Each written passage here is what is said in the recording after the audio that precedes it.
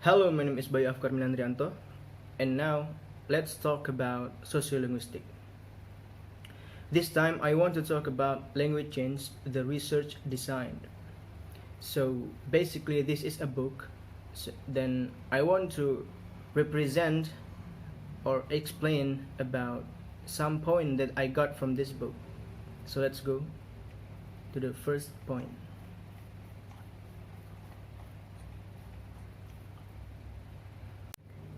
A. Descriptive material.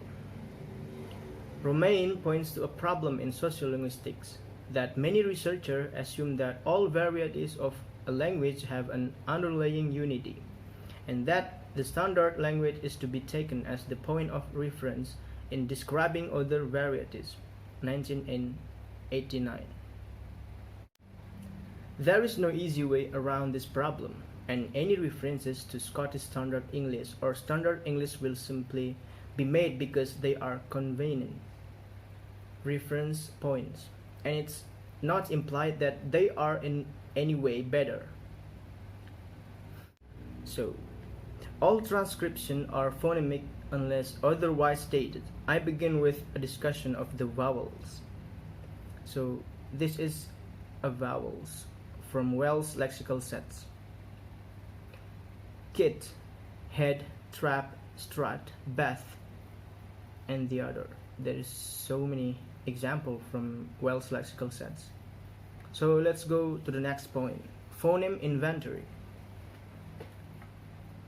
So this language change talk about phoneme. So this research talk about phoneme too.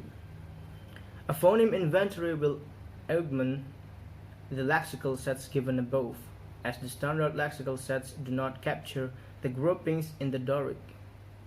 That is phoneme inventory. Let's go to the next point.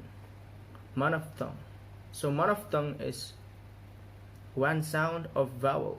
For example, in word need, there is two alphabet in word need, two E, but we just say it one sound. So it sounds like need. No other sound. Another example is bed. One sound, e. One sound of vowels, bed. Another example is hand, food, hill, horses, better, and cup, and lot. So these are the examples of monophthong. Let's go to the next point. Now we'll talk about diphthongs.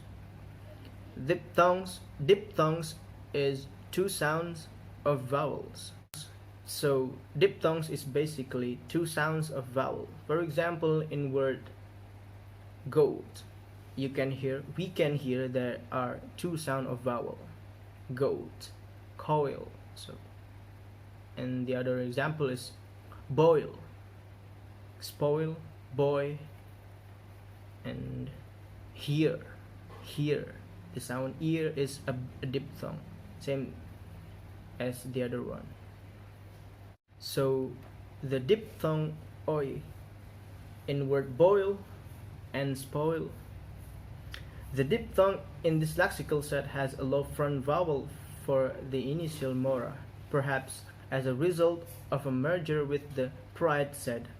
This is a case of lexical incidence, as not all OE words have merged with pride. For example, in word boy and noise, that is the diphthong. Let's go to the last point. Right, we have talked about monophthong and diphthong. So this is the last point that I got from the book. Phonological variables chosen for the study. Using the term phonological variable for the following feature of the Doric sound system is not entirely without problems. This research discusses about specific unit of language.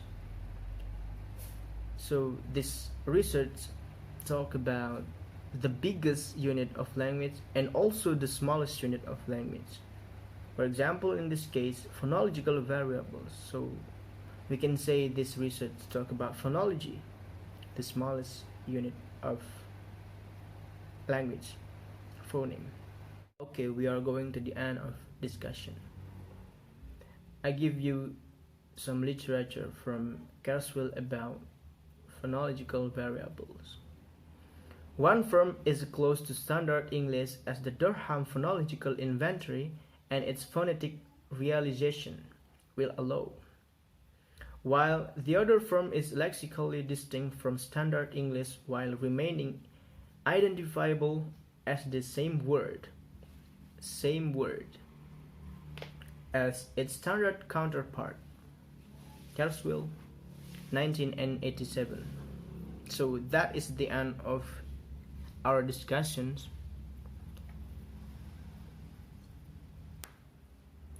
So based on this research, this book, I can conclude that language change is very specific study.